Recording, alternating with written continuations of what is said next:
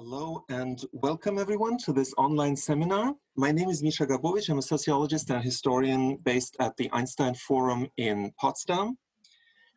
This event has been put together on very short notice, and I would like to start by thanking the co-sponsors, my own institution, the Einstein Forum, the Ukraine in European Dialogue program at the Institute for Human Sciences in Vienna, which has been publishing an online chronicle from Belarus, the Democracy Seminar, a part of Public Seminar and of the Trans-Regional Center for Democratic Studies at the New School for Social Research in New York, and the Research Committee 47, Social Classes and Social Movements of the International Sociological Association, which has been acting as co-organizer of the Einstein Forum's event series, Solidarity in Danger.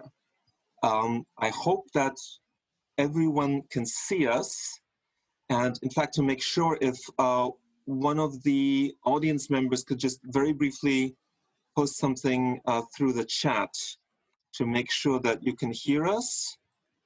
Yes, yeah, okay. So we are indeed live, and I hope that we're also live streaming. In any case, this is being recorded and is going to be posted afterwards. So before introducing the discussion, let me first present our speakers. Nelly Bekus is a sociologist at the University of Exeter in the UK. Nelly, hello. Yeah, hello, I'm here. Thanks for inviting. Elena Gapova is a sociologist who teaches at Western Michigan University in the United States and also at the European Humanities University in Vilnius, Lithuania. Hello, Elena. Well, hello, and sorry for the frozen image. Well, we can hear you very well, and that's the most important thing. Alexey Vlastowski is a sociologist who teaches at Polotsk State University in Belarus. Alexey, welcome. Yeah, I apologize for my black screen too, sorry. And Alexey apparently has such up-to-date technology that his notebook dispenses with the camera for some reason, but we can hear him very well. Elena Mincheni is a gender scholar and social scientist at Lund University in Sweden, but currently in Belarus. Hello. Hi. And Andrei Vazyanov is a social anthropologist affiliated with the European Humanities University in Vilnius and also the Minsk Urban Platform. Hi, Andrei. Hello, everyone. I hope my internet connection will work fine. Yes. Because it sometimes works bad. So what all our speakers have in common is not only that they are excellent sociologists, but also that they are Belarusians and have been doing research on and in Belarus for many years. Although I want to stress that between them, they also have expertise on an impressive array of other countries. And this brings me to why I've organized this seminar. So for the past 11 days, ever since the rigged presidential election and the start of a massive countrywide protest movement, everyone has been talking about Belarus, but very often people do so without really knowing anything about the country. And this goes not only for discussions in English, but also, for example, for much of what is written in Russian. And in fact, many people, including social scientists, even openly acknowledge a lack of expertise, but that doesn't prevent them from writing articles about what's going on in Belarus. And the result is that a lot of the analysis that has been floating around is either very schematic, and in fact, often it's not really about Belarus at all, but about some other country, along the lines of, what does this mean for Russia? How does this affect the European Union? What can the United States learn from Belarus? Or else it's an attempt to fit the Belarusian case into some pre-existing model, right? Is this another colored revolution? Is it like the Ukrainian Euromaidan? Is it a belated 1989? Or even is it like Egypt or Tunisia or something else? Now, I'm not at all suggesting that such comparison is uninteresting or misplaced. And indeed, in the second part of our conversation, I'm hoping to ask some comparative questions about how the Belarusian protests are different from or similar to protests in some other countries. However, I believe it is extremely important before engaging in such questions to actually get a more three-dimensional picture of what is actually going on and to look both at the background to the protests and also at the protests themselves, which like any protests are always much more than just mechanical indicators of some underlying grievance or process. And on a personal note, I have been going to Belarus regularly in recent years to do research and teach. And I've had some of my most stimulating and challenging conversations there, not just about Belarus itself, but more widely about the social sciences. So I feel very strongly that it is important to actually listen to colleagues from Belarus and not just talk about them. And several of our participants today are actually inside the country right now. Now, before I shut up and we can finally let our colleagues speak, just one technical point. There will be time towards the end of the seminar for your questions. I'm asking you, the audience members, to post your questions using the Q&A function that you see at the bottom of your screen and not the chat function. If you type in your questions in the Q&A function, they will be visible to me as moderator, and I will then be able to read them out and also to make them visible to the other participants. And if it's easy, so please, as there are many of you, please try to keep the questions relatively short, bearing in mind that I will have to read them out. And if it's easier for you to ask a question in a language other than English, I think between us we can manage more or less most European languages, especially given that Andrei is with us and he's one of the most impressive polyglots that I've ever met. Okay, now having said all this, I would like to start by giving the floor to Elena Minchenia, who has done research, in fact recently defended a dissertation about Belarusian protests, I believe between 2015 and 2018, who is on the ground in Belarus right now and will be able to share her analysis with us. Please. Thank you for inviting me to share my ideas. And first of all, my point here is to say that it is normally presented, this event, current event in Belarus is normally presented as unexpected. And I want to say that maybe they are unexpected in time-wise, but I would like to argue that they are long awaited and actually can be well explained in terms of forms what these protests have. And the reason why I would like to claim so are 3 or 4, I think. First of all, I want to say that based on my interview with activists, of political activists, I've noticed that the dynamic happened within the Belarusian protest community was such that maybe it's better when we switch off the mic. So yes, Alexey, I think you're trying to fine-tune something, but please turn off your microphone while you're doing that. Thank you.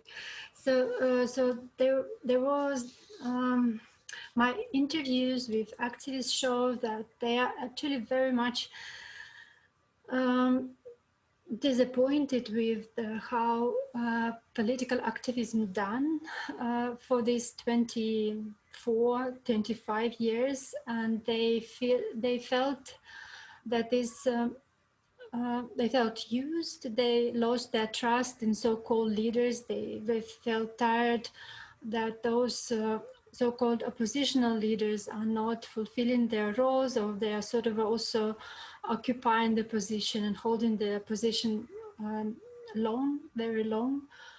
And also there was this very, for me, very obvious longing for some sort of horizontal and more creative forms of actions. And I would undermine that that's very important. So they really think that they have to change this format of one particular square and organizing one evening of very big and mass protests. They were thinking of having some sort of a decentralized and prolonged protest campaign. So these ideas were already present in my data. So they're not really kind of a new for 2020. That's not when we were born. And my second argument why we can explain why this is not really unexpected, these forms of what we have now, forms of protest now, is that we actually had quite a big mass mobilization of similar forms. This is the silent protest of 2011 and Anti-Parasite Protest 2017. And I would explain the silent protests, they were actually mobilized by a social network, and the form that they have people gathered in streets and they actually do nothing. There were no flags, no slogans. They were clapping at certain moments and they just disperse. And it was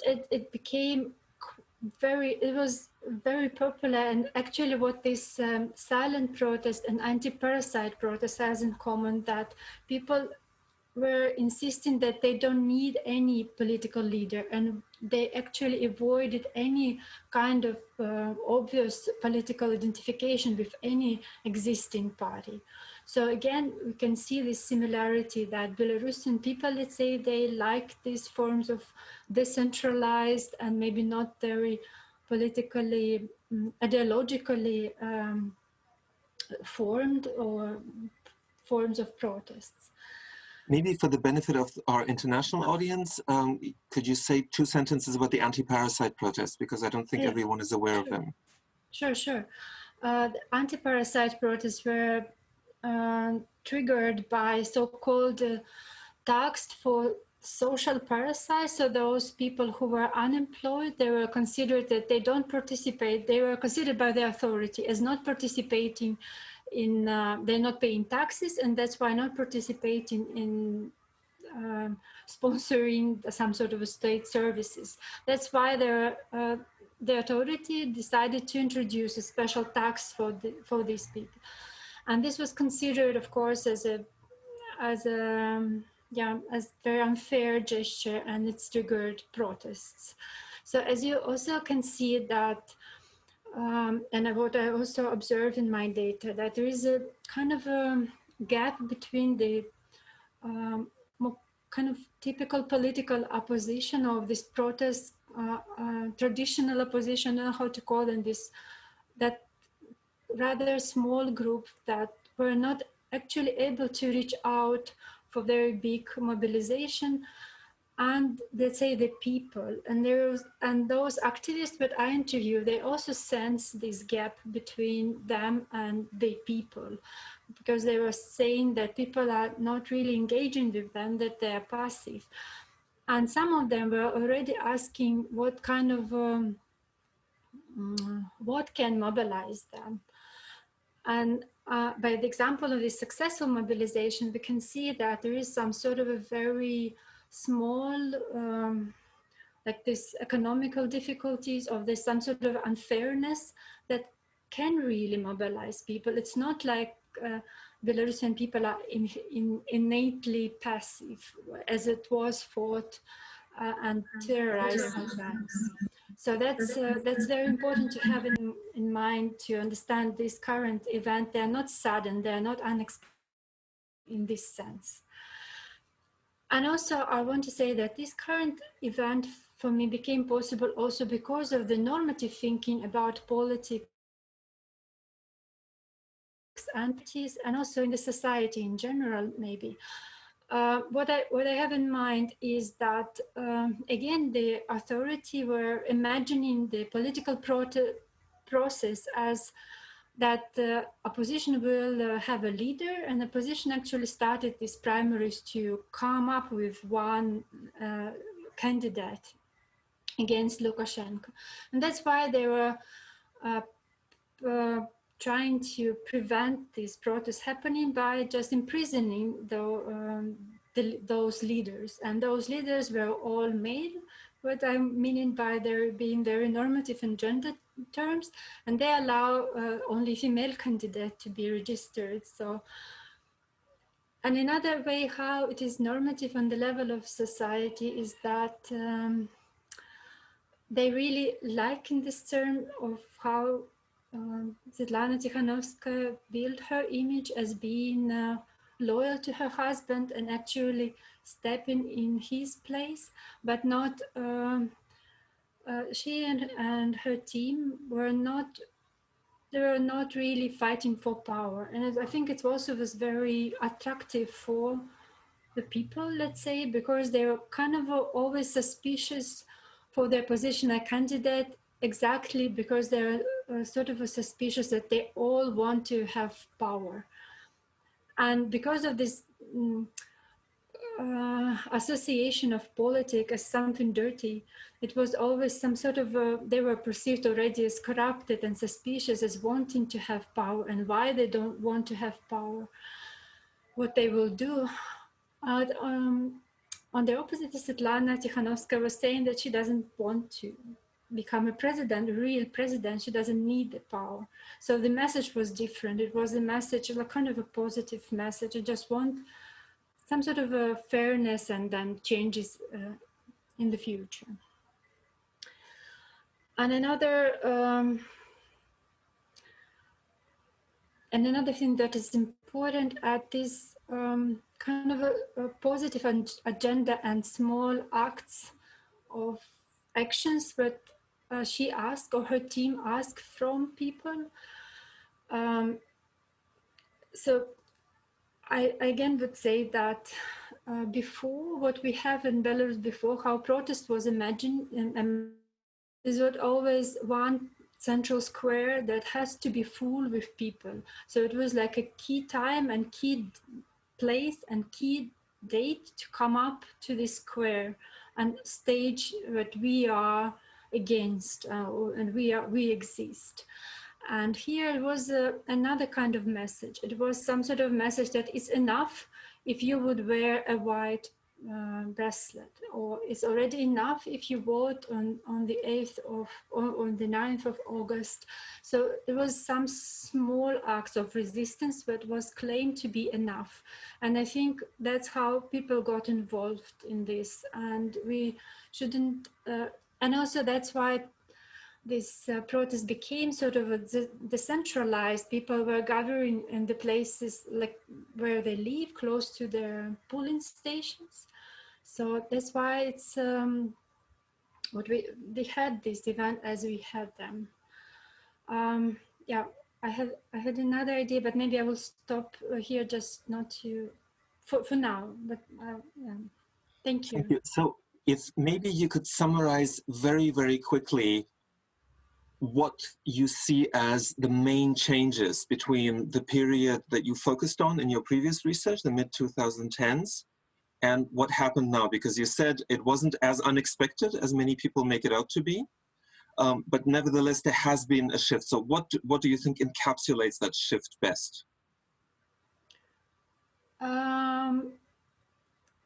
It's real, and it's already real enactment of this decentralization. So it was not, it was decentralized, it was leaderless. I mean, this, and it was really mass mobilization, because when I was in the field, it was rather, I was observing the dynamic of demobilization. Like I was speaking with people who were already saying that they're thinking to leave the community, that they're really tired and exhausted, and they lost their trust in the possibility for changes.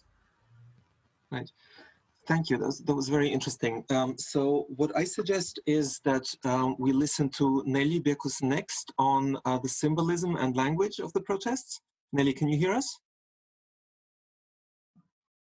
Yes. Yes. I can hear you. Yeah, can you hear me? We can hear you, but I think there's no video. Maybe you have to turn it back on. Yes. Okay, there you are. Apologies. Okay, yes. Thanks again for inviting me. I think it's a very good that we have this chance to exchange some ideas and to share some thoughts about what is happening. And I was thinking, because last academic year at the university, I taught a module titled "The Savage Continent," and this was about the violence. And all these last weeks, now already weeks and days, observing what is happening in Belarus, because I'm based in the UK, so I couldn't be there. I was struck by the similarity of many things which were happening there, which with what we discussed with students in the classroom about how violence happens, what precedes it, and why it's actually happening this way, not the other way. So I thought that probably my next article about Belarus would be titled "The Barbarization of Regime and the Savage State." So this is what I wanted to share with this kind of ideas I wanted to discuss first, and then probably we will move to the symbolics of protest. So it is about the ideological penetration of the language of enemy in the discourse of power, with its imminent goal of annihilation of the political legitimacy of the regime's opponents and stripping them of the rights of citizens. And for some reason, it didn't work. We are kind of lucky to say that it didn't work in case of Belarus because of those protests which followed. And I'll explain in a moment for what I mean by that. But just to signpost kind of the fact that we can find numerous historical parallels with this mass violence occurring on a big scale, and the language used by those in power in order to dehumanize opponents or whoever is perceived as an enemy. So how this language, what I want to talk about, how this language has been projected into society, and it is precisely this language, I think, which shaped the attitude towards people on the streets. And we now already know that among those who suffered, who were detained, who were injured, were not necessarily even those who came to protest. These were people who just were sometimes accidental passers-by, who were standing somewhere, walking somewhere, cycling somewhere. So in this way, I think it is important to talk about the language of hate and language of insult, used as a part of the strategy and part of kind of instrument which shaped the contours of violence and the way how it was applied to the society. And what is different, because as Elena mentioned, violence against protesters and political opposition did happen in the past. But what was different this time will probably add the list. They expand the list of differences, but I would start with three major things. First, it's an unprecedented scale of this violence. It was much larger, and there were much bigger number of those who suffered. Then it was the fact that the violence was targeted. Violence targeted many random people alongside with those who were indeed involved in protest. So it was not just politically kind of focused. And the third thing, that the violence continued in the detention centers. So you could potentially imagine how violence happens at the moment of arrest, because people probably resist, they try to escape, they try to fight back. But once people are arrested, they are in a detention center. What can justify the violence against these people already? And this is what we've been witnessing on this time. And I think that what can be brought into consideration as an explanation, that for all during this campaign, well, we can call it presidential still campaign, Lukashenko repeatedly used this language, negative language, pejorative and diminishing. And it was much more than casual exposure of his negative attitude towards those who dislike him or as personality, or dislike his rule, or disprove his ideology, etc. But what was different in the past is this language normally targeted relatively small number of political opposition, largely unknown actually to the society in general. So people did not identify with this group of insulted people insulted by language of Lukashenko, used by Lukashenko. In this case, this year, what happened when he started to use this specific language, which is dehumanizing, kind of very often dehumanizing his opponents, like calling protesters sheep, cattle, criminals. Once again, I have to say that it's really reiterates the same pattern of dehumanization of the opponents, which could be found in many other places, starting with Yugoslavian war, Rwandan genocide, not to forget, obviously, also Nazi occupation and Holocaust. So this is pretty common, to dehumanize kind of your opponent in order to justify violence. Because this language not only establishes the kind of this position of ideological superiority of those associated with state power and those serving to reinforce the state rule, like in this case, police rights, but also prepares the ground for this operational subjugation, suppression, in which violence becomes just natural and because it's very much legitimate. And this is why I think this so-called AMON, which stands for Special Purpose Police Brigades in Belarus, when they marched into streets, in fact, they operated and they faced not real people, but projections of this dehumanizing language. And this is why for them it was so easy to insult, to beat, because they did not, they stopped seeing them as real people, as co-citizens, and as members of the same society as themselves.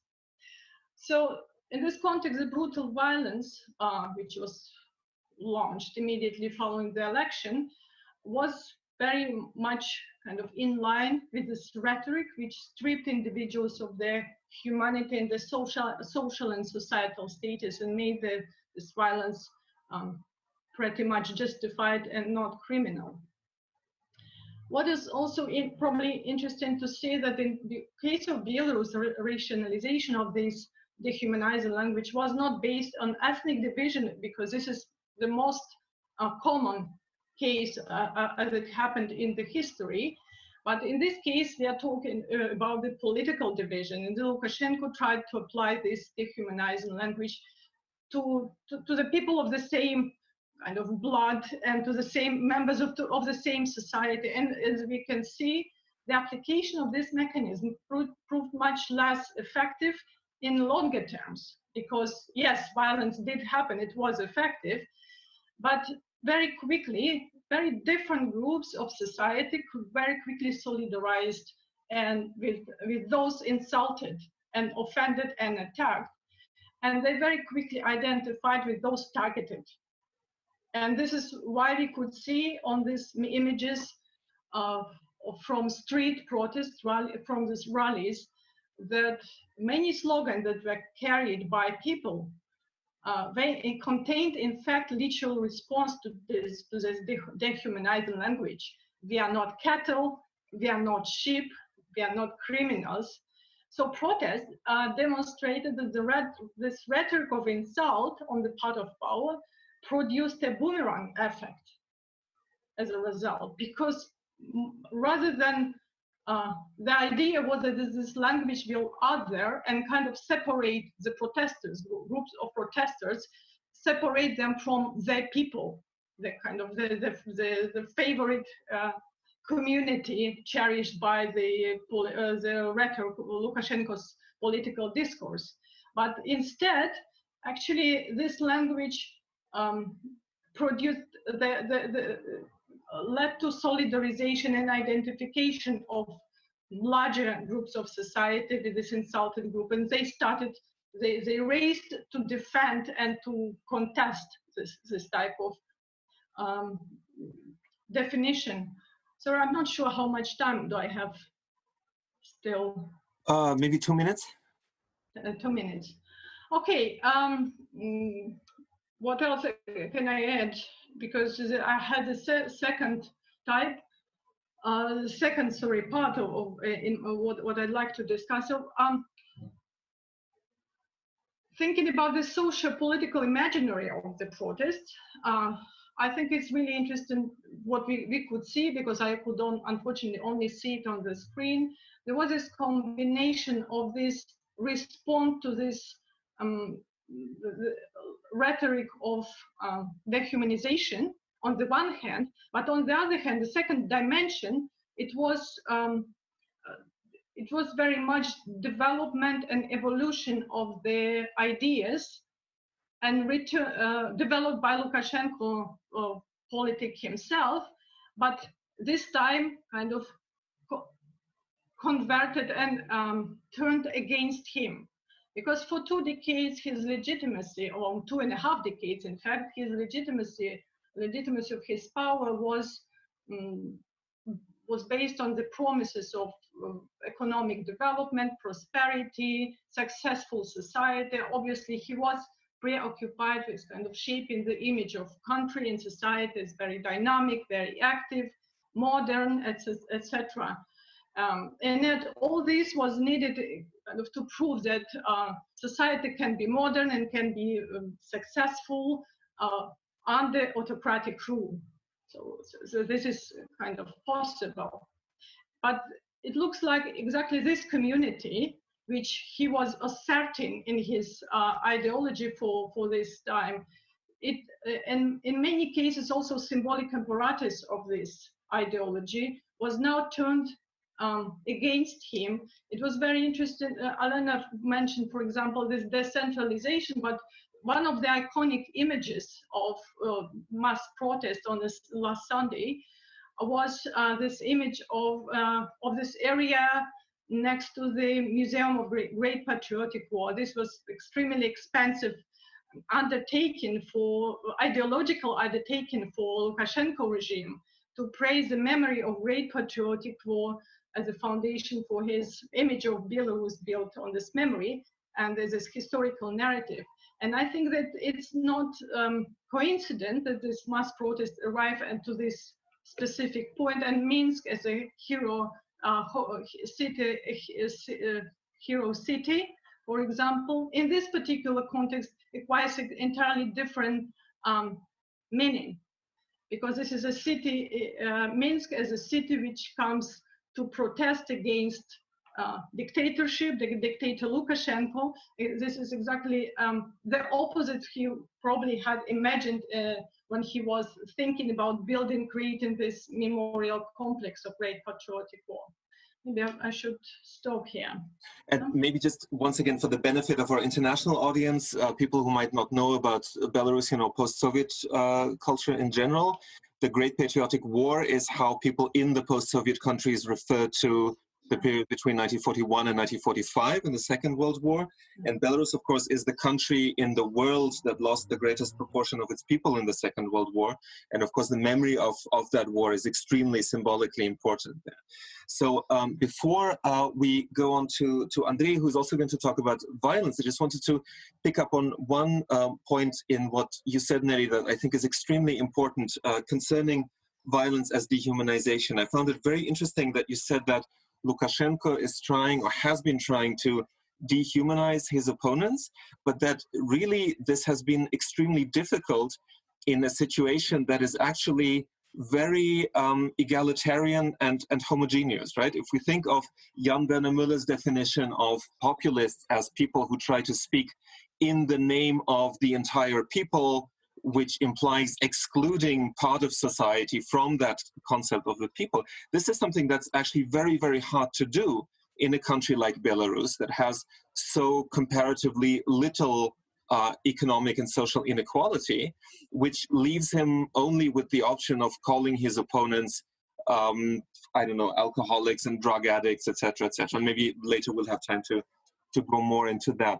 But Andrei wanted to talk also about violence, and specifically about the role of violence as trauma in mobilizing those who are in the streets in Belarus right now. Andrei, please. So, yes, I would like to share two ideas. One is connected with trauma. And I think that trauma is now and will be one of the key moving forces beyond the protest, and probably in a way will be a guarantee for the durability and livability of this protest. This is for several reasons. I don't know how specific should I be on the trauma from violence, but first and foremost, it is the violence that has happened in a detention center at Akrestina Street. This colloquially just called Akrestina. And on the third day of protests, when internet appeared in Belarus again, there was a huge information flow about tortures and inhuman conditions in which detainees are existing within the walls of this Akrestina center, prison. And I think this trauma is now what unites quite different social groups, which probably have not intersected that much before. And now each of these groups has its own reason not to stop. If we can call this reason, because if it look from through the lens of trauma, this is not something fully controllable by people. So who are these groups united by this new trauma of violence and tortures? Parents, mothers, and not only literally mothers of those who were beaten and tortured in a Akrestina prison, but a much wider range of mothers and parents.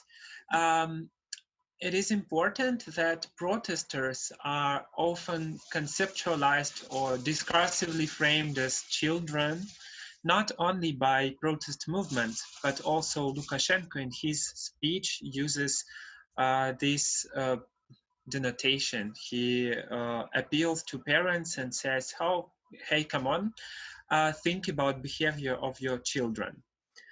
So this is one group, these mothers that do not forgive tortures of children.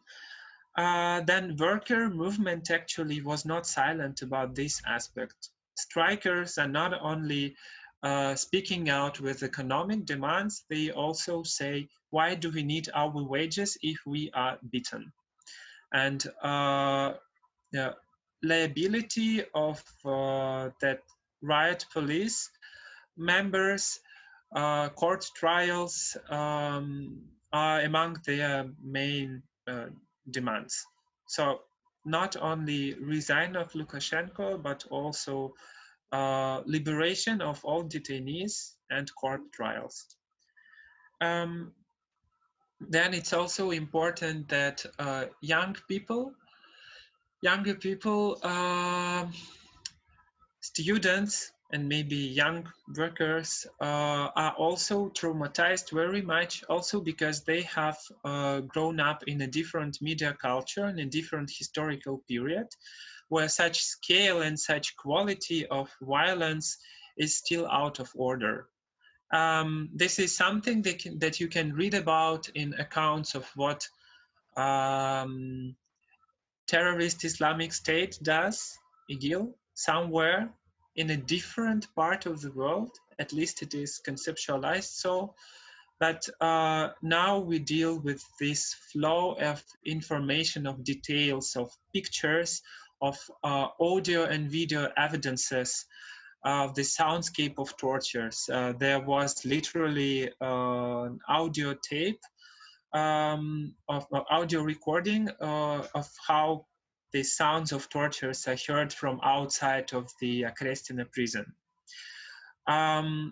For many people that I know, and this is what I can observe immediately now among my colleagues, peers, mates, among my students as well, this is an extreme degree of trauma.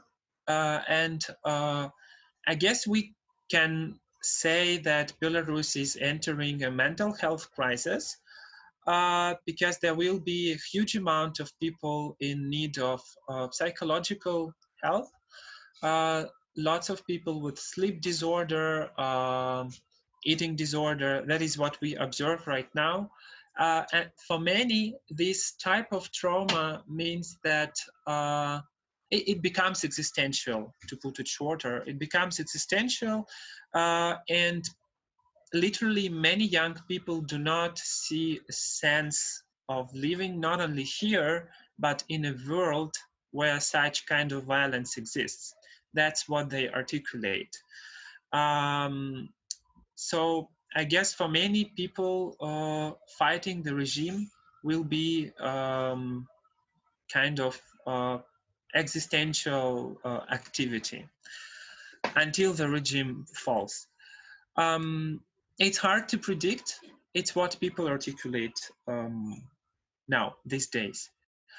I know that Misha also expected a comment on urban space from me, and I cannot comment that much on this topic. As I was in the night after elections, I was riding a bicycle from city center, where I was hiding people. I was riding a bicycle to bicycle home to an outskirt area on the periphery of Minsk, and what was shocking me is how clean was the city. So 8 a.m. and there were no physical traces of these night protests and night clashes between protesters, or let's say that violence against protesters. And the picture was not very different after next night. And then videos appeared on how communal workers early in the morning tried to hide all those traces. Because in the night you have barricades, you have avenues blocked, you have rubber tires burning and other kinds of physical disruption as well. But still there was a strong motivation from the regime to hide those traces.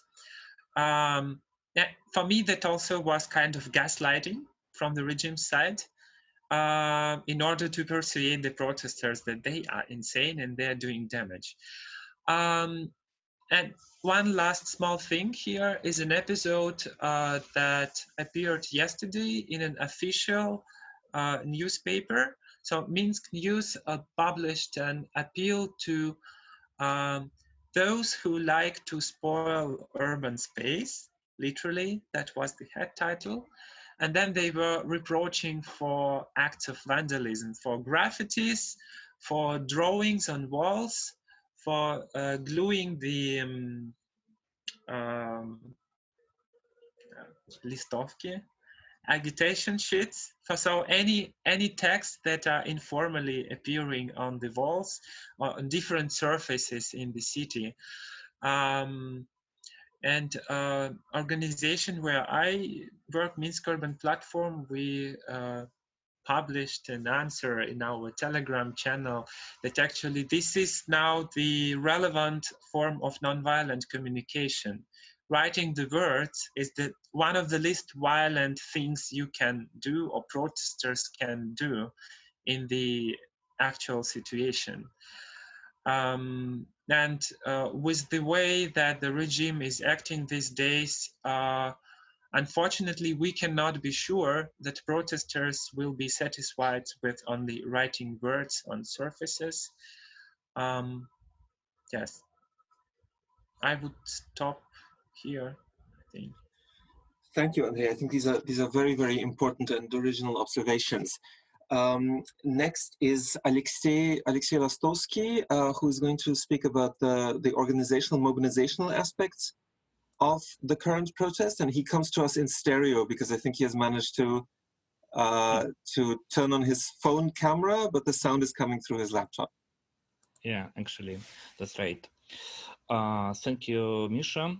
At this moment, I'm in Belarus, and therefore I can take part in protest actions, what I did from Friday till Monday. So my perspective is more practical than theoretical in this case.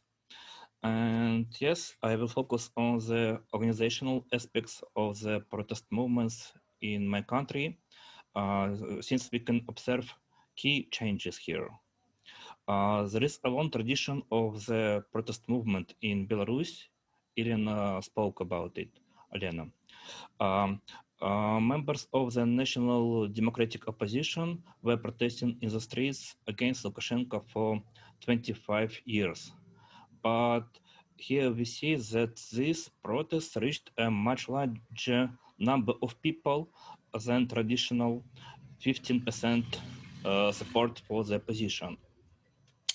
And the gap also took place in organizational formats, which I now want to talk about. I think that everyone here has heard about so-called Twitter revolutions. And for the first time, we can say that this new wave protests took place in Belarus as well. This is not only about the fact that mobilization took place using the internet, and we had so-called Telegram revolution, but previous history of protest in Belarus has centered around a stable core of political organizations. Politicians called people to the streets. The gathering place was clearly defined, and a violent confrontation in the streets was assumed in the form of violent dispersals of participants. But record attendance of protest was set in 1996 when about 50,000 of demonstrators took part in the Chernobyl March. In recent years, only a few thousand people attended the opposition rallies. And why are we now see such unexpected and even fantastic surge in mobilization? Naturally, the violence used by security forces also played a role here. Andrei talked about it. But it is also important that the format of mobilization has changed, and now we can talk about decentralization of protest, the absence of a single coordinating center. The fact that Tikhanovskaya's main election participant, that headquarters of Tikhanovskaya practically withdrew immediately after the election, also played a role here. The protesters were left on their own, and if on the first night after the election, the usual scheme worked with a single gathering point, then for next days, the principle changed to local rallies and quick change in the localization of protests. The main role of coordination these days was taken by Exter Telegram channel, but I want to point out that situation is complicated. Many next directives by Telegram channel worked perfectly. For example, the March of Freedom on August 15th, when the time of the beginning of the march and focal points were announced on this channel. But many of next directives seemed too radical and were simply sabotaged by protesters.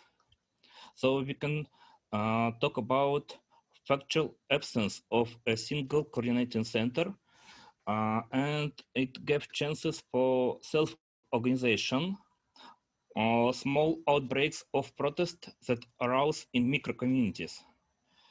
In fact, in recent years in Belarus, we can see a steady growth of grassroots initiatives, where various projects are coordinated and implemented using the internet. For example, publication of books, creating of performances, payment of fines for unjustly convicted, and so on. And this accumulated experience of cooperation and social networks has become an important resource for changing the format of protests. The coordination of the protest has been split into many micro-communities where people are united by their place of residence, place of work, and common views. And for authorities, this decentralization has also become an obvious problem. It's very hard to shut down such kind of protests. Let me give you one important example.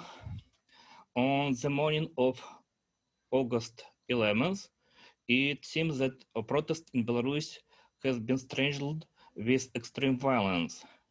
And at this very gloomy moment, blackest point, several girls in local chat come up with idea to gather in city center in white dresses with flowers. And several dozen came out at lunchtime. Photos and videos instantly spread up through Telegram channels. After a couple of hours, other groups of girls gathered in different parts of Minsk. The next day, a girl stood like chained along the main streets of Belarusian capital. And few days later, 200,000 people went to the Freedom March. So we can see that a few girls in local chat say saved revolution. Another thing is that the absence of a single coordination center has its own obvious problems. How can the efforts of many people be transformed into single political action? Now we see that the wave of protest is gradually fading away. But in any case, this is in an unprecedented event in the history of Belarus, and we see that political space is reborn in our country finally. Thank you. Thank you, Alexey. We're already getting a lot of questions, but I would like first to hear from Elena Gapova. Elena, of course, is a specialist on gender issues, and in addition to, I think, having a lot of insights to share about what's going on in Belarus right now, I just want to stress that she has also written extensively about the theory of class and gender, not just in Belarus, but in the world today. So, Elena, please, the floor is yours. Well, hello, can you hear me? Yes, we can. Yeah, okay. So I'm sorry that my camera decided to take a break. So, but still you have my voice. Now, I'm going to touch on 4 topics: class and protest, then post-industrialism, a little bit on gender and citizenship, and then reactions from the left. And so I'm picking up from Alexey, who just said 5 minutes ago that there were elections and there was opposition and there were protests, and this is right. But somehow these protests, these old opposition, well, it existed and it was considered to be decent behavior to support it and stand for it.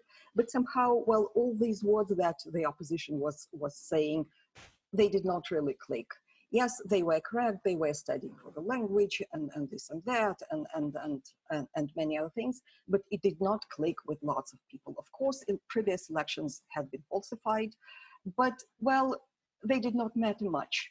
And it felt somehow that Lukashenko, well, whoever he was, he had some majority.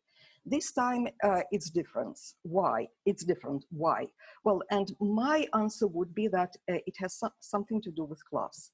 I'm going to start with anecdotal evidence. Well, as soon as Babarika came forward as a candidate for presidency, something really happened. People, urban people who never participated in any political action whatsoever, they would leave their comfortable couches and they print out the necessary forms and they start going around, well, the people they know, collecting signatures for him. And when Babarika was arrested, line would form to sign for him. So somehow Babarik responded to societal expectations, and whose expectations these are. Well, I believe that the process that has been going on in Belarus, throughout this period, 20 years, 25 years, it was a process of class formation. Now, about class.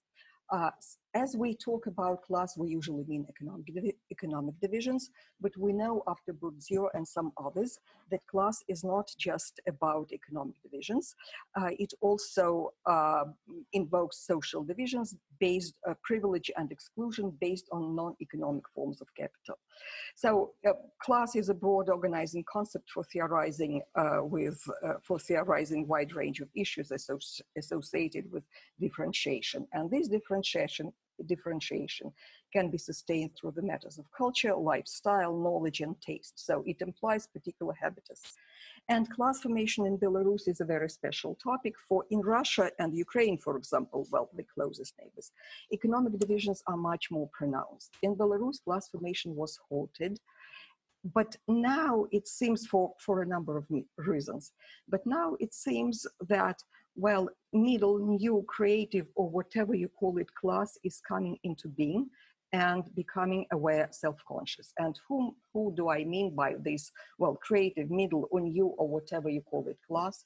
These are people who are, class in this case is about by which kind, where your sustenance comes from. Do you work for the state or for the government, or do you work for some other, institutions or, bodies or whatever, and what kind of work you're doing. I'm not saying that people who work for state institutions, for universities, for example, do not participate in protests. They do, but mostly, this is about people doing some kind of creative work, intellectual work, etc. Then there's also huge educated precariat class. People who are, not a part of the salariat, but a part of the precariat. So, and then there is this question of workers is more complex. Why did workers join this protest? For economic reasons, obviously. For although Lukashenko was able to keep the giants of the Belarusian industry working, they are lots of them are in a pretty gloomy state. I'll say a few words about this a little bit later. So when this 80% was announced, it was the slap on the face. It was too obvious. Really, people went out into the streets, and usually I'm pretty suspicious on the concept of dignity and honor, but it is unbelievable because it is a very class-based concept. It is an estate-based concept. We can discuss it later. But somehow lots of people felt that this is against the truth. And most people are not ready to live against the truth. They want to be with the truth.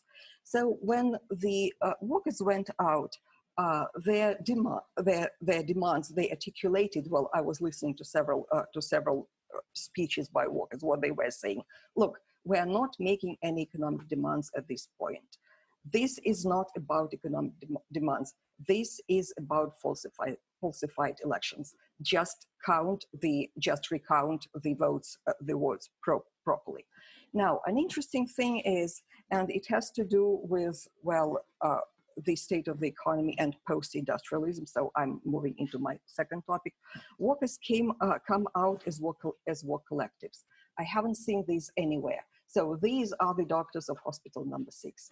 These are the workers from this Azot from Grodno. These are the workers of Belarusian.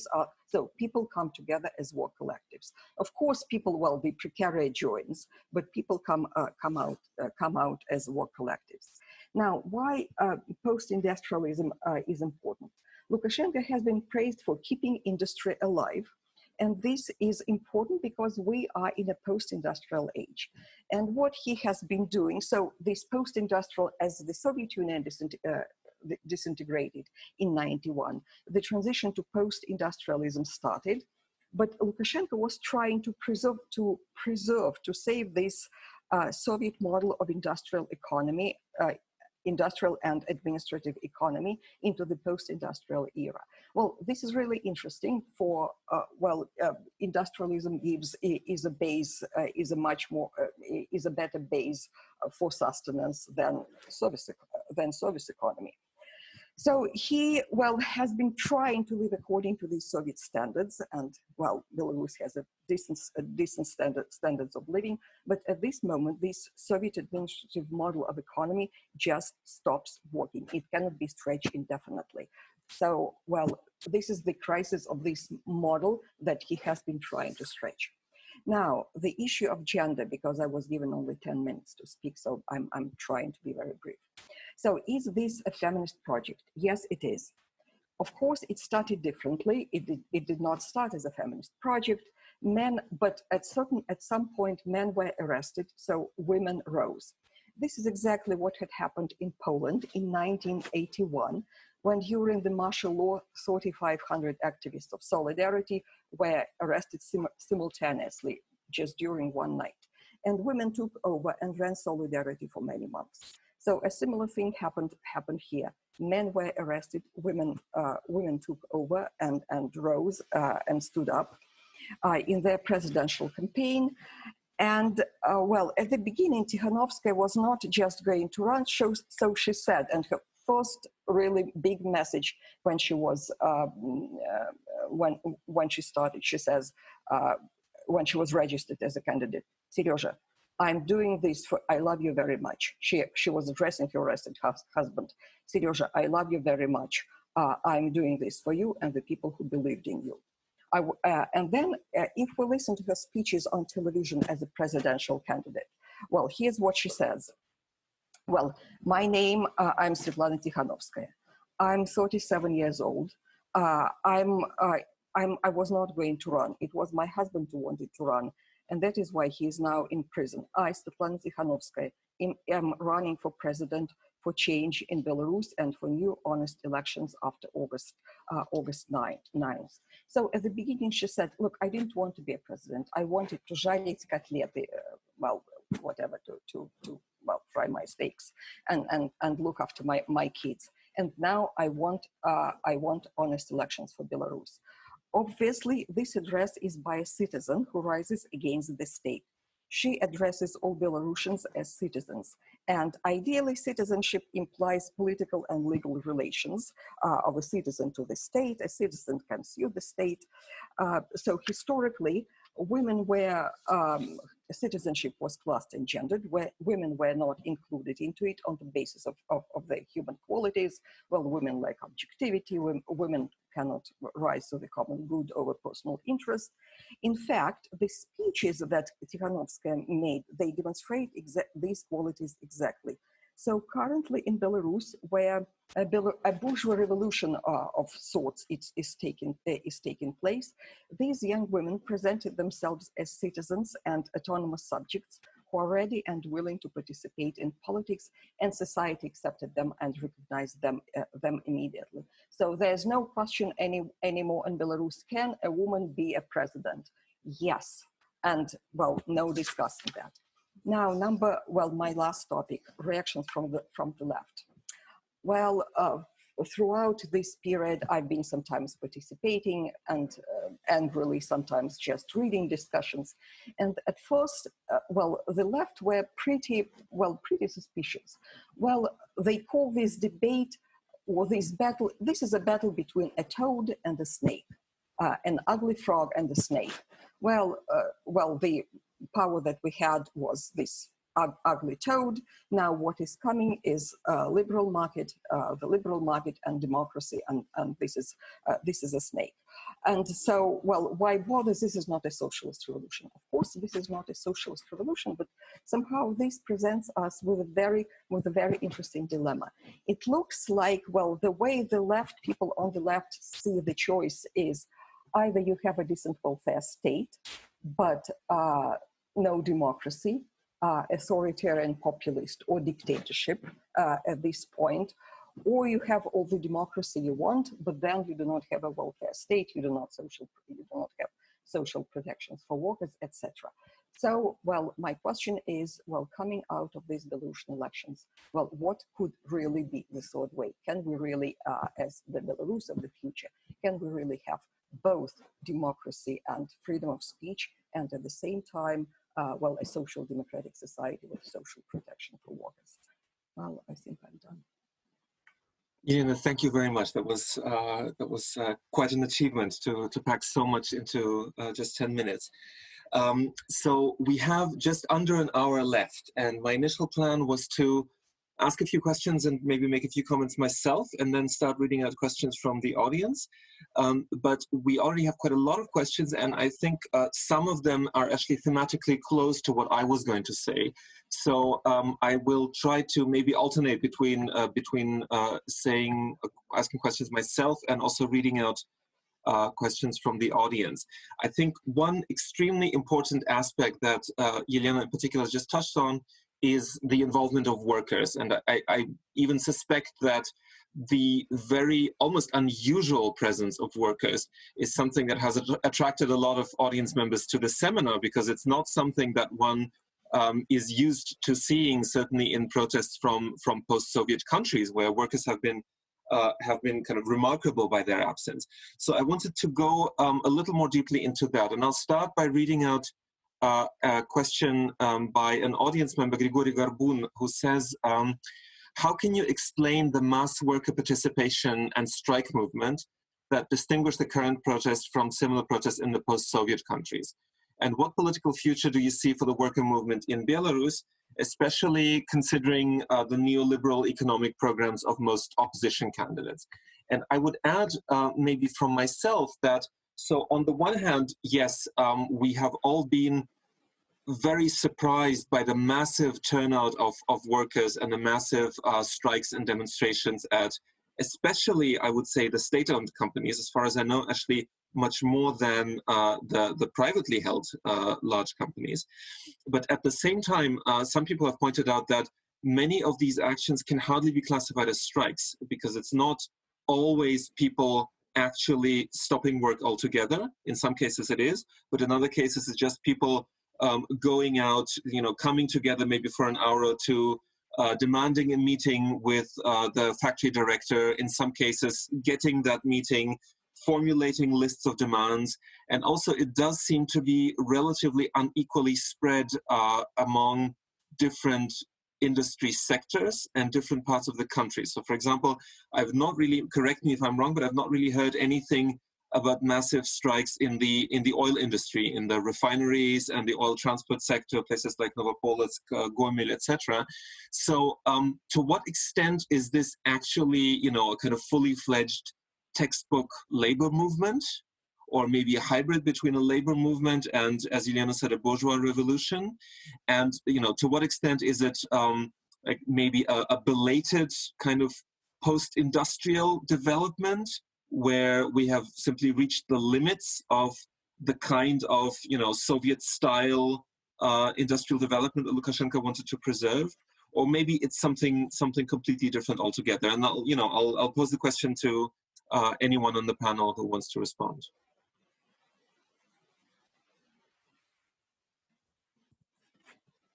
But Elena, I think you've said the most about workers, so maybe you want to take this one. Well, of course, first of all, I believe that this is the biggest rise of workers in the post-Soviet space since 1991, honestly. At the same time, I believe, of course, you have to go there and talk to people, and we do not have all this evidence, so mine is anecdotal evidence over the internet, etc.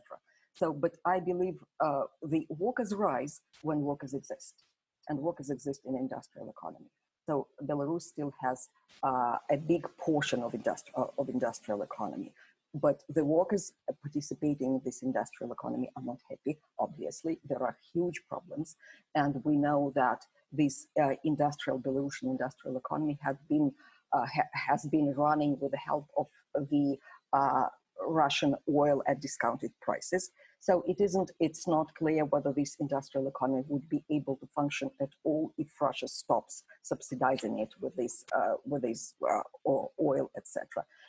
And of course, but this is so much about, I really do not like words like, dignity and honor but this is really so much about human dignity and about honor and well, it's interesting how lots of people, and I've listened to lots of these speeches and addresses made by workers in Grodno, in Brest, in all those different cities. By the way, Naftan is in Polotsk. This is a huge oil refinery, as far as I understand. So, and what the phrase they often use, "людьми зваться," to be called human beings. And this phrase comes from Yanka Kupala, the verse that we all studied at school. Well, what do from 1906 or from whenever, what do Belarusians want? They want to be called human beings. So somehow this is, there are, well, with the workers, I see two aspects: the existence of this industrial economy and the issue of honor that lots of people have. Thank you, Elena. Elena seems to be, Elena yes. seems to be right. That's what I was going to say. Elena, please.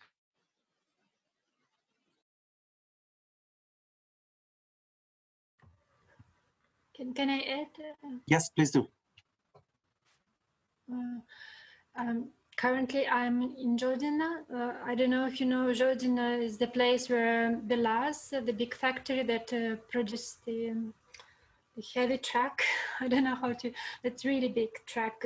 This is here, and it was the first factory that workers were very active, and they called for municipal authority to appear and spoke like aggressively and openly. And I had the impression that it's not only about dignity, but actually, and I don't know if you heard that conceptualization, that usually the sociologists describe that Lukashenko has some sort of a social agreement with his electorate, that he gives sort of a basic, some sort of a satisfaction of basic needs, and the electorate just keep being quiet and yeah, just basically don't involve politically. And there was number of moments when this kind of social contract become to Lukashenko broke it several times. First, and one of these times was this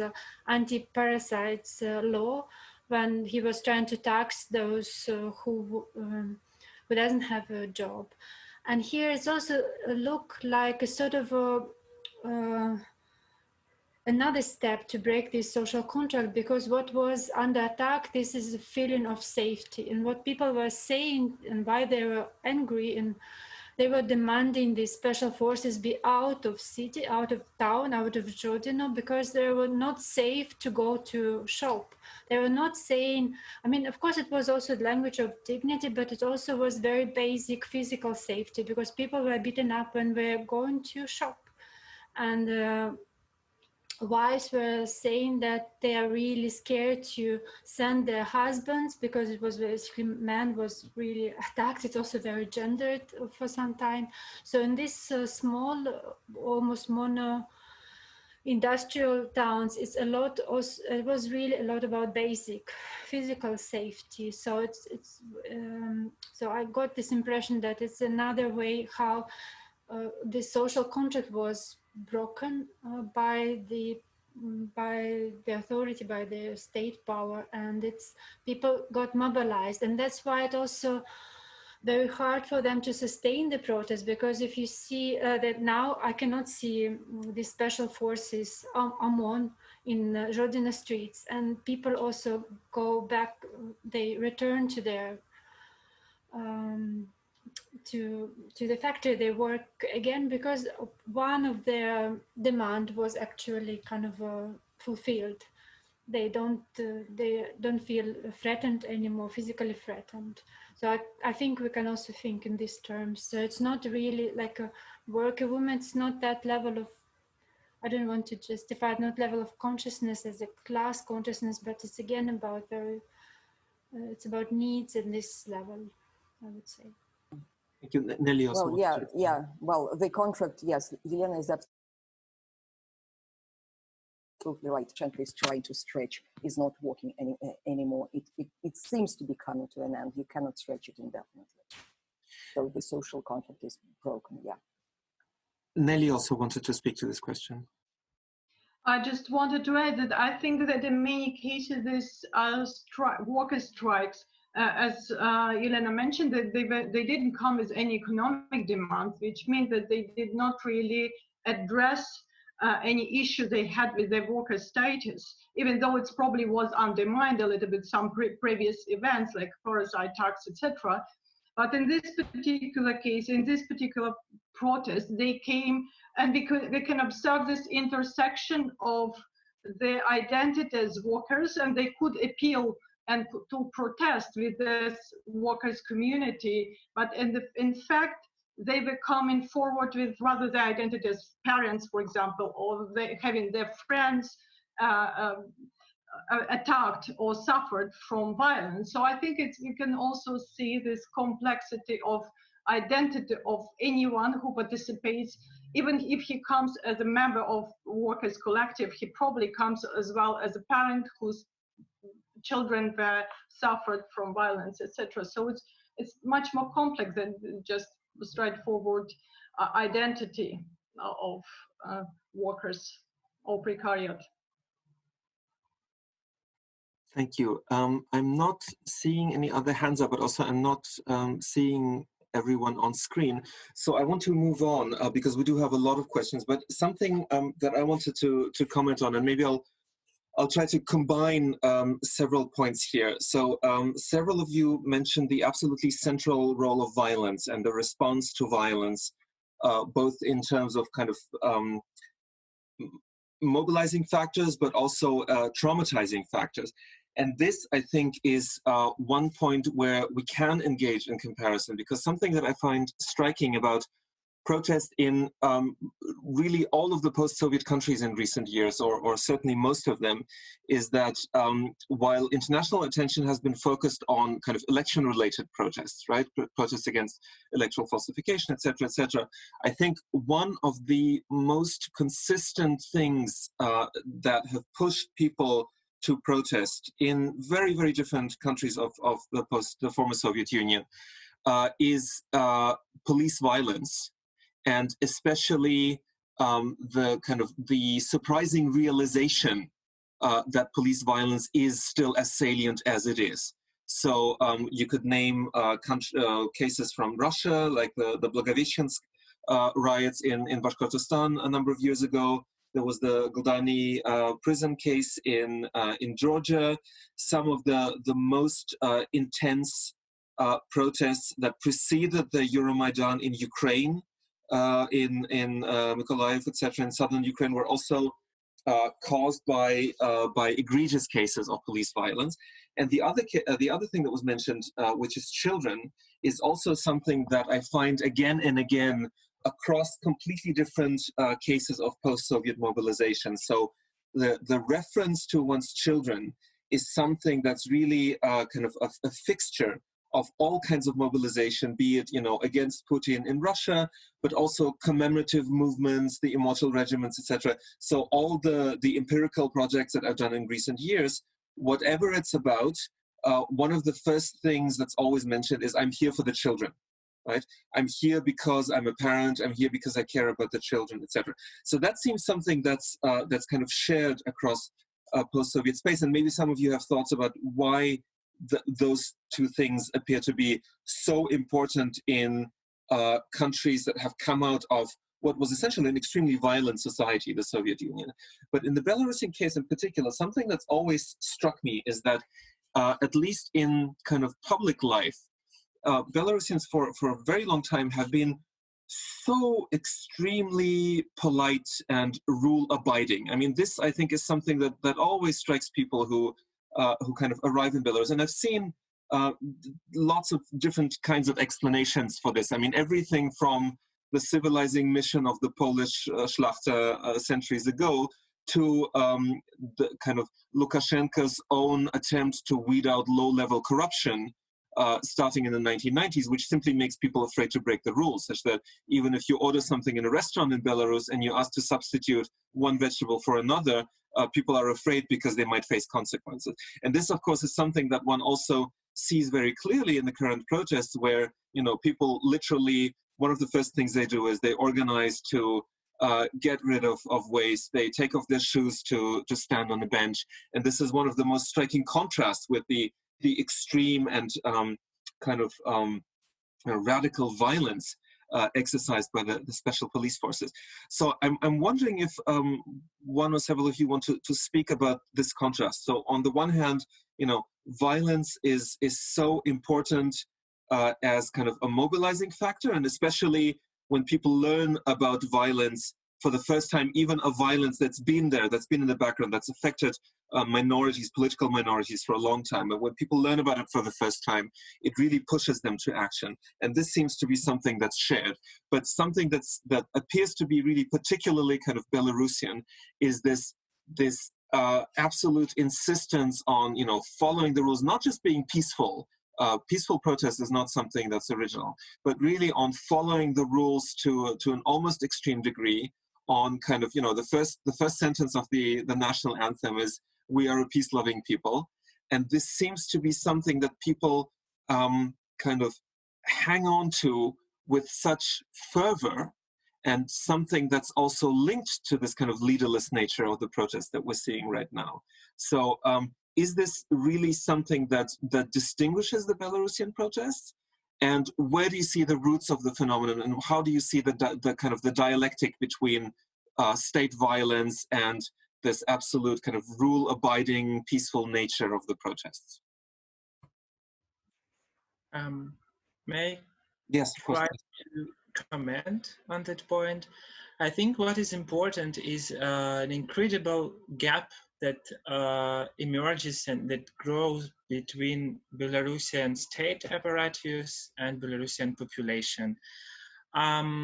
So we know about this anachronic, outdated apparatus, but then on the other side, we have a very mobile, traveling, commuting population with the highest rate of Schengen visas per capita, lowest rejection rate for Schengen applicants among non-Schengen states.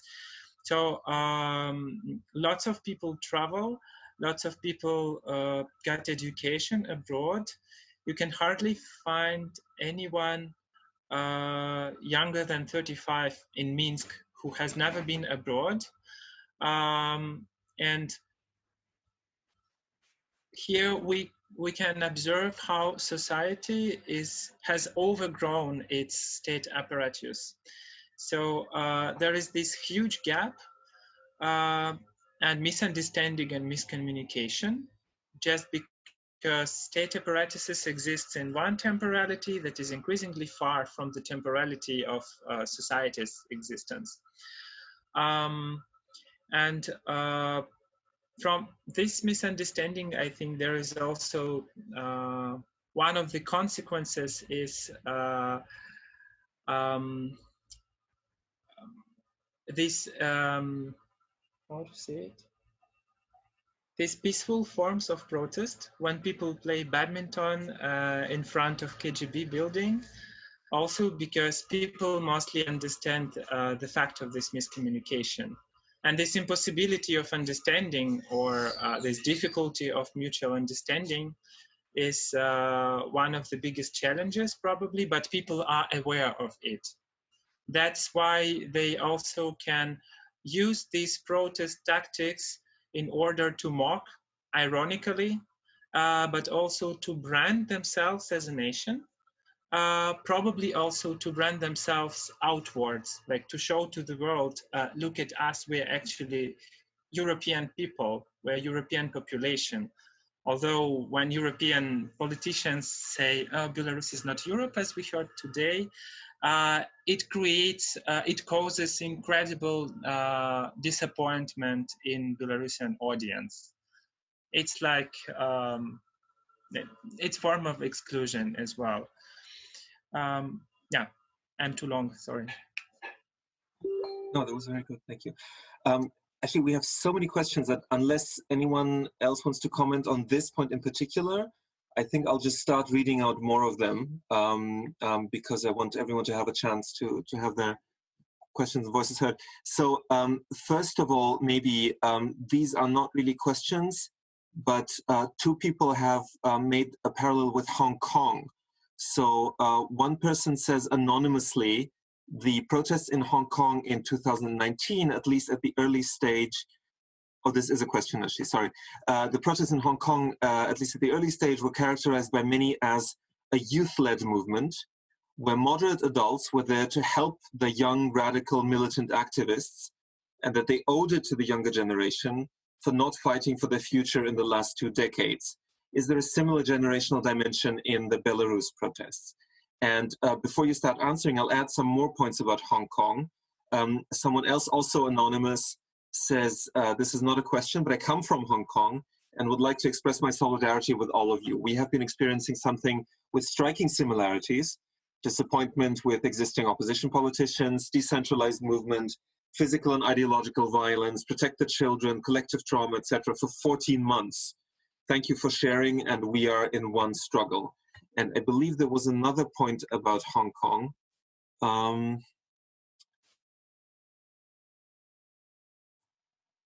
Sorry, but I'm not seeing that. Maybe that was in the chat rather than the Q&A. But maybe you want to, someone wants to address this, these questions about the parallels with Hong Kong.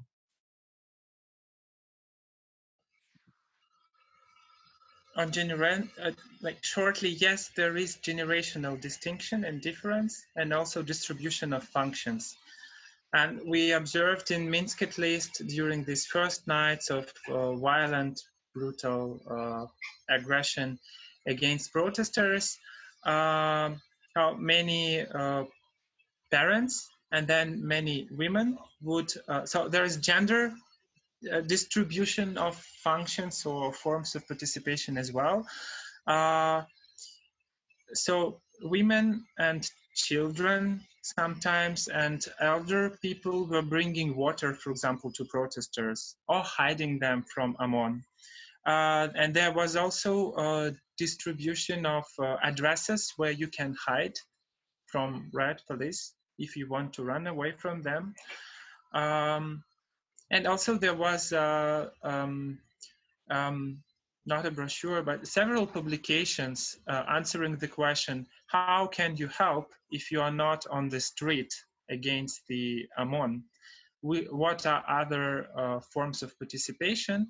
And I think that there were mostly young people on the protests. Yes, and then elder people were trying to participate in other ways. For example, calling all their people from their phone book and informing about what is happening in the country.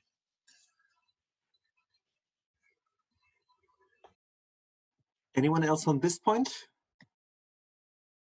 Then let's move on. So we have several questions about what unites or divides the protesters. There's a question from Bahrus Samadov, specifically to Alena. Could we say that the only idea or signifier that brings different segments of society together is the motto "Ukhadi," go away? But then let me add to this.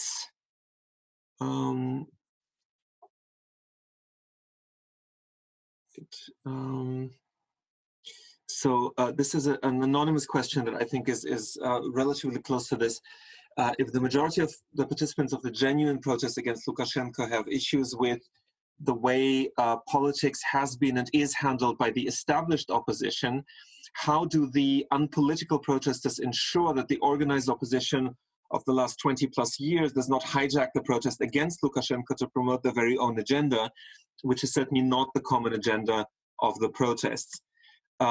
And then we have also a related question from Natalia Savelyeva, a two-part question. Do nationalists play any significant role in the protest? How are nationalist claims about language or culture represented, if at all? And how do protesters define themselves and frame the difference with others? Others who do not support the protests, those who support Lukashenko, those who deny the fact of electoral frauds, and finally, those who arrest and torture them. So I think this was all a set of questions about some of which you actually touched upon already, about kind of unity and potential divisions in the opposition. So I think maybe Elena, you could start. Thank you to the audience for being that very active. I would say, yeah, there is a general agreement about the demands of the protesters, and one of them is that Lukashenko have to resign as a president or go, but also after. I mean, I would say there is a number of this repetitive slogan that also represent what people want, and another one, of course, would be stop violence, and then they are interrelated because people believe that those who gave these orders to use violence to peaceful protesters is Lukashenko. So it's kind of connected, and of course, people want to have trial and justice to. For those who suffer, who endure those tortures. Yeah, so now there's this number of issues that unite people. So this, yeah, about that, what if it's possible to hijack the protests? I don't. I think in the current dynamic, people more thinking in terms of, or maybe there's less people in the street, so they're not thinking that someone or some particular force is endangering protest. They're just really concerned about sustaining the wave of mobilization. So there is an understanding that what we are doing now is a common kind of a thing, and that's. So I didn't come across any dividing idea right now. I wouldn't say that. And also because many of the leaders of this established opposition now in prison, so they really, even physically, it's not possible for them to hijack a protest movement. So, and what people are expecting, and I've read about that, so they're imagining how vivid will be the discussion will be when those people will be released, and now we will have a free election, so these people really can compete. This idea will be very big competitions of these political visions of Belarus, and actually it's a positive anticipation. It's not something that people fear or feel anxious about. Thank you. Alexey also wants to address this question. Yes, I would like to add a few words about symbolism, because we can see that in first part of election campaign, Tikhanovskaya headquarters used special symbols which were not used by nationalist opposition. They used белые ленточки, Ribbons. White ribbons, yes. Okay, and the main aim of this campaign was to grow out limitations of nationalist oppositions, to gather other people who were not politicized. And we can see that it was successful, but if we elevate what symbols were used in last days of protest, it was mostly older nationalist symbols, white, red, white flag, and so on, that these new symbols were short-lived. And I think that the main point is that all these people who gather, they don't have political experience, and so we see that political activists, they use symbolism, and other people have to use these symbols because they have longer traditions, a lot of symbolism and a lot of meaning. And but I would like to add other point that we cannot see anti-Russian slogans on these meetings, as it's very important, because I have seen a few cases when people, they were just trying to shut down people who were trying to say something in anti-Russian mode. Because if you use anti-Russian slogans, it will be like a division, because now people are gathered by few aims: stop falsifications, stop violence, stop Lukashenko. But if we talk about Russia or Europe, people are divided by these questions. And so activists are trying to do not talk about these things, do not divide the protest, and trying not to involve Russia in this case, because it was another question about Armenian scenario. If protest is not anti-Russian, so maybe Russia will not involved in this case, and people are trying to use this strategy.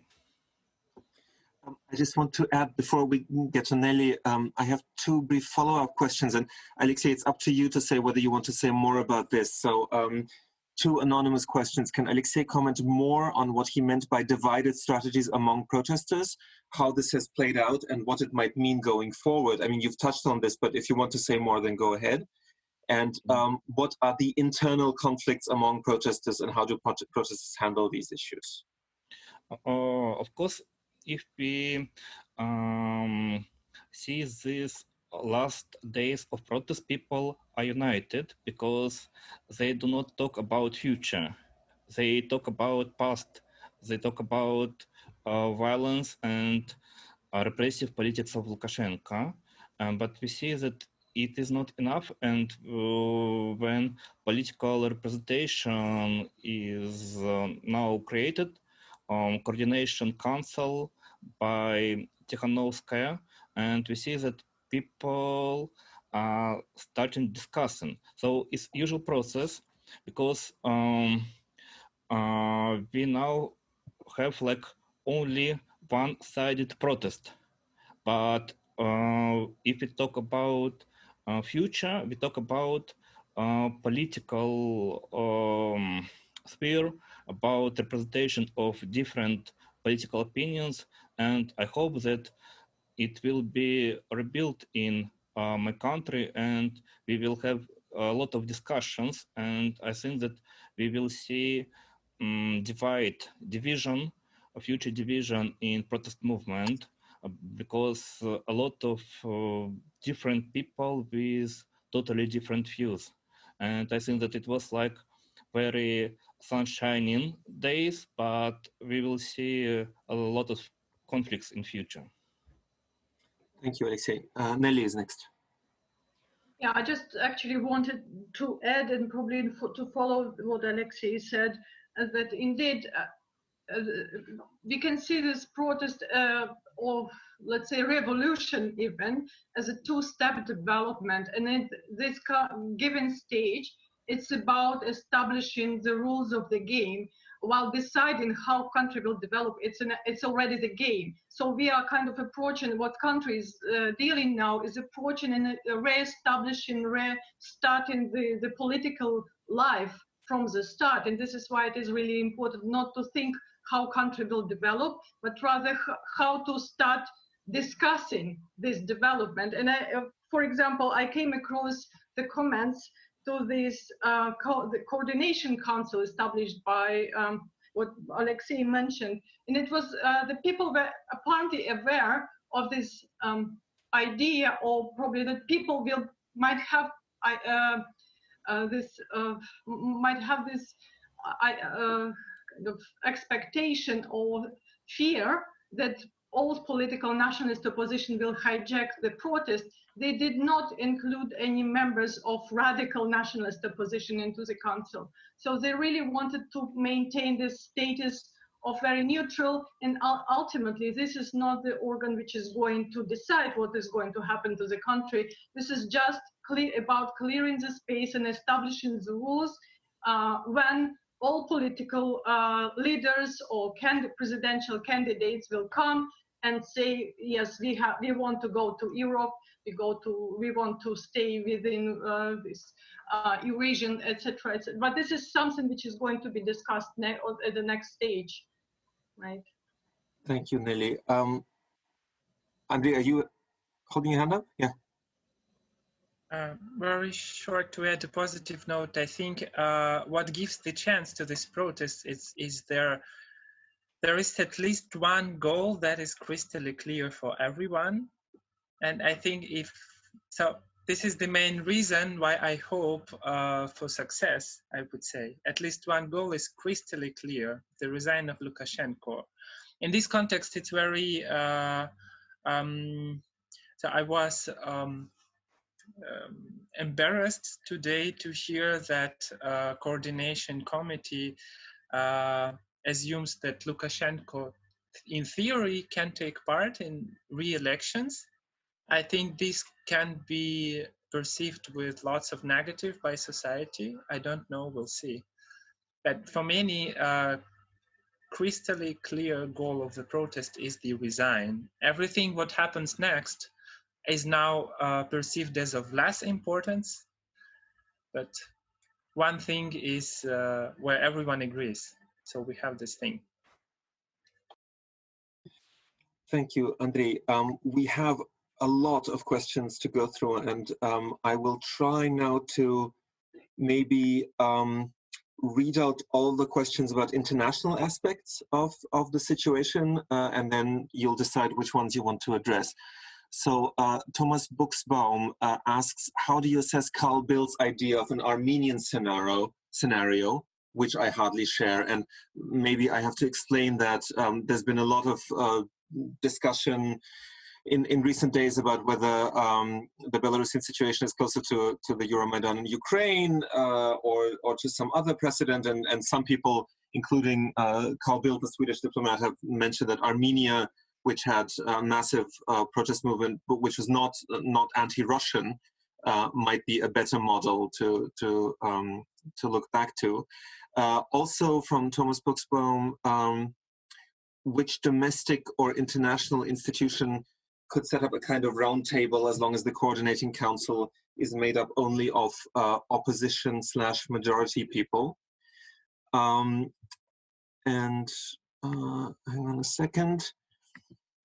Can someone discuss, this is from someone called Domanevsky, no first name. Can someone discuss the sending of military to the Polish-Lithuanian border and how the protest movement are viewing this rather explicit projection of military violence? Finally, I want to point out the contrast. Oh, this is also from Grigory Garbun. I want to point out, sorry, just lost the question again. The contrast between the European, in scare quotes, aspirations of protesters and the Hong Kong and Arab Spring parallels for the political situation. Can you address this contrast? For example, is there an explicit interest among the protesters to build solidarity with political movements outside of Europe? Are these parallels discussed at all outside of English-speaking milieu?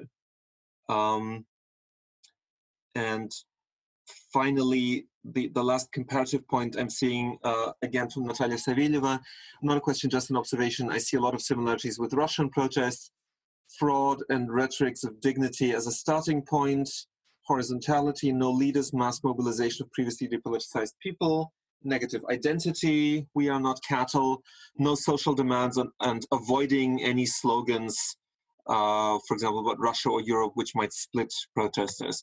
So I know this is a lot and they go in different directions, but I've tried to kind of collect all the questions that have to do either with the international dimension or with international comparison. And once again, I'll leave it up to you which ones you want to address. Who wants to go first?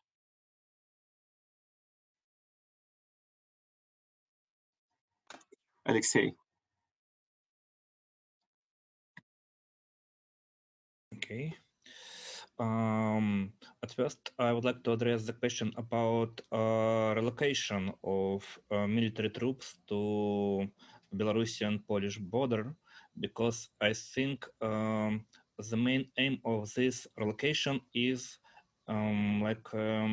game is kind of representation addressed to Russian public, because if you talk about Russian military aim, which can be used in Belarus, is only in case of external aggression. And Lukashenko is usually used to talk about of NATO's aggression, about external intervention in Belarusian affairs, and he is trying to represent all this wave of protests like external aggressions against Belarus. So it's not for internal public, because everyone in Belarus understand that is our internal affair, that people are just want to throw out Lukashenko of the country because they're bored of these years of dictatorship. But people in Belarus understand this. But if we talk about Russia, they just use stereotypes about Belarus, and so Lukashenko is trying to use all the stereotypes to use Russian help. And now we can go further to another question about Armenian scenario, because we have seen that media representation of Belarusian protest in Russia was more neutral in character in first days. And I think that Russian authorities were like in think about what to do or who to support. Will Lukashenko be in power? And they did not support neither Lukashenko, neither protesters. But now we can see that situation has been changed, and media representation became more pro-Lukashenko and more aggressive against protesters. And we see that Belarusian authorities used Russian journalists to replace strikers on Belarusian TV. So we can and opposition of Orthodox Metropolite Pavel also has been changed, because he was thinking to speak against violence, to speak against false elections, but now he changed this position and became pro-Lukashenko again.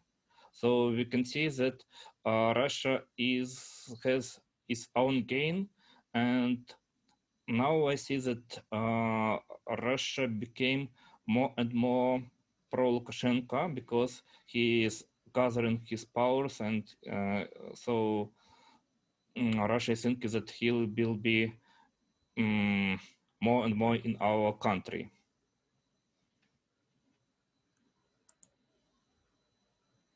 Thank you, Alexey. I saw Andrei's hand up first, and then Nelly. To follow up what Alexey said, I'm now at my granny's place in Rostov-on-Don, and I'll just transmit the folk version that circulates here. And this, according to this folk version, a popular vision, what Russian media say about Belarus is addressed to Russian public only. It has nothing to do with what Russian media would like to transmit outwards or to Belarusian public. This is what Russian media, Russian state media want Russian people to learn or not to learn to do. So that is for them. And what they say here is that probably Kremlin does not care about Lukashenko, but it does care about how public in Russia will learn the lesson or interpret the lesson of Belarusian change. Yes. And if to talk about parallels, in Belarus, I've heard many times, like no Maidan here, and also no military interventions, because this local narrative, Belarusian narrative of every war between large countries happening on our land it is still here, still present, and I don't think that there is a specific difference between fear of Russian army coming or fear of NATO's army coming. I guess they are more similar than propaganda would like to propose. Nelly. Yeah, I would like to add, because there was a question about what international institution or organization could potentially play some role, set up a roundtable, etc. And I would say that I think that Lukashenko propaganda and rhetoric, because he kept repeating about the threat of a foreign intervention into the election process, made this potential possibility of really bringing some international players into the game of how to communicate, how to lead the dialogue between opposition and protest and the state or Lukashenko himself, became it's very uncomfortable and problematic, because any EU flag on the protest immediately can be read as an intervention, as bringing into genuinely Belarusian protest and process of revolt against the country's regime, brings international players, which kind of reiterates what Lukashenko talked about. So this is how it becomes very uncomfortable and problematic, bringing these foreign players and actors, even though they probably could have helped. But at the moment, it looks like it's much better to keep the international involvement at the lower profile, because the protest really needs to remain, to maintain this image of being genuine Belarusian society going against the system. And I think it's really interesting thinking back to what Andrei said, that I mean, the lack of EU symbolism in Belarus does not mean, does not signify a lack of exposure to Europe, right? We heard that Belarusians actually are exposed to the European Union in much greater proportions than Ukrainians ever have been. And nevertheless, in the Belarusian case, because of what the protests are like and what caused them, the EU symbolism doesn't play the role that it played in the Euromaidan. We have very little time left, and I have a few questions that are all very similar about the possible outcomes and prospects for the near future. So I'll take them together. Elżbieta Matynia asks, what are the prospects for the near future? If indeed the peaceful character of the movement is its key principle, what kind of solution do you see? With the leaderless character of the movement, would, for example, a version of a round table be possible? A similar question asked anonymously, perhaps too early to say, but what will be the likely outcomes? Recounting of votes, new elections, state repression. And then there is, what is your prognosis for the protest movement? What needs to happen so the protests can reach their goals? Resignation of Lukashenko, new fair election. So this all goes in a very similar direction. And I'm hoping that I didn't leave anything out, but we really have very little time left. So who wants to take these questions? Well, I just wanted to say a few words. Well, we don't know, really, no one does at this moment what's going to happen within the next week. It can go both ways. So if it goes one way, so it means new elections and all that. If it goes the other way, Elżbieta, I'm addressing you.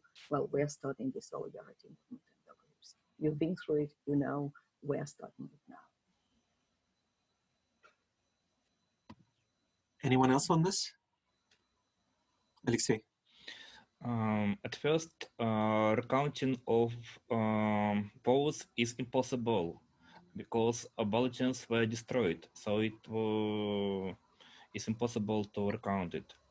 I think that the most possible scenario now is that we have a long struggle again, but Lukashenko with weaker position delegitimized, yes, and without foreign support and economic hardship. So it will be like next few years will be very hard for our country. And I think that real solution is not a round table because Lukashenko will not talk to anybody. He will not support this idea, I think. And I'm afraid that only one solution is what Lukashenko said, that constitutional reform, referendum, and new election.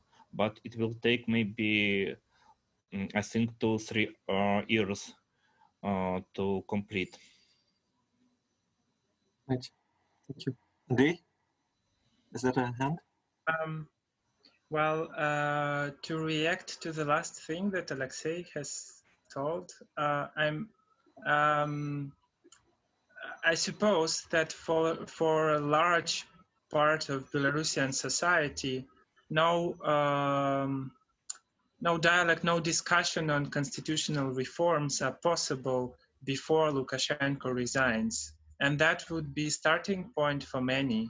And until he resigns, no reforms would be accepted as discussable. I don't know how large that part of society is. These are voices we hear. There are other voices, might be as well. We all are limited somehow in our bubbles. Yeah, but rather than prognose, we only can relate to historical cases. For example, one of the two most frequently mentioned are Yanukovych and Ceausescu, two ways that are suggested for Lukashenko rhetorically in colloquial talks. Right, thank you. So we do still have quite a number of different questions. I will not be able to read them all out, but I'll try to mention at least some and maybe paraphrase some of the longer ones. So there was a question that's been up for quite a while, actually, on Andrei's initial contribution by Zhanna Chernyovskaya. Do you observe existential unrealized layered traumas in Belarus, in the Belarusian population? And I'm assuming this is not just about the most recent events, but also about longer-term trauma. So I'll just leave this up here. From David Kurkowski, I mean, there was another question about what comes next. I think we've addressed that, but he also has a question about the gender aspect. So to what extent is the feminism of this revolution limited? Ultimately, it seems the sexual citizenship of a woman, in this case, is accessed through their relations with men. Will this be like the world wars in the United States, or even Poland and Solidarność for that matter? Will women return to a more vulnerable position once they fulfilled their role? And what about the LGBTQ plus community and other vulnerable groups, such as people with disabilities, that might not be represented at all by current protest goals? Okay, worker movement, I think we've touched on that. I think I'll just have to stop at this because reading out any of the other questions would just take us too far. We really don't have that much time left. But does anyone want to address either the question about long-term trauma or about vulnerable population groups? Well, I'd love to address this question on gender and, well, the question, well, are women going back to, after all this, going where? Well, women in Belarus and in most of the former Soviet Union are not in the same place where British or American women were before World War II. They are in the workforce and they are educated and active members of the community. So, and now they have been accepted by the whole society as political actors and as important force. As for vulnerable populations, LGBT community, people with disabilities, at this moment, obviously, this is not a question of the revolution. So these are seen more as a social issues that will be resolved well as concrete programs are going to be put together, etc. So. Andrei? There is now a book, an edited volume by Tatiana Shutsova. It's about traumas. And it is about depression and depression disorders in Belarusian society. I think that book gives a perfect account of layered, unrealized traumas of Belarusian society under Lukashenko from last 25 years. I've answered to the chat in written form to that question, but among youngsters especially, this is what I hear from students, their frustration from the fact that they have never seen their country under other leadership. And they're perfectly aware of the possibilities that this regime has stolen from them. Again, Belarusian society is too well educated to not be aware of regime's effects. Okay, and someone is asking you to mention the book again, or maybe you could just type in the title into the chat for everyone to see. Yeah, but the book is in Russian, I have to tell. Well, I mean, one more reason to learn Russian for those who don't speak it yet. Okay, dear colleagues, it is 8 o'clock in Minsk. I believe it is 7 here in Berlin. We have to stop our seminar here, unfortunately. I would like to end by once again thanking all our panelists very much for agreeing on such short notice to participate in this seminar. And I know that for many of you, this is a very, very challenging time, both professionally and politically, coming on top of the pandemic that's been keeping all of us indoors for a very long time. So, seen against this background, it's even more amazing to see what's happening in Belarus. I would also like once again to thank the institutions that have helped make this possible, the Einstein Forum, the Ukrainian-European Dialogue Program at the Institute for Human Sciences in Vienna, the Democracy Seminar at the New School for Social Research, and the Research Committee 47 of the International Sociological Association.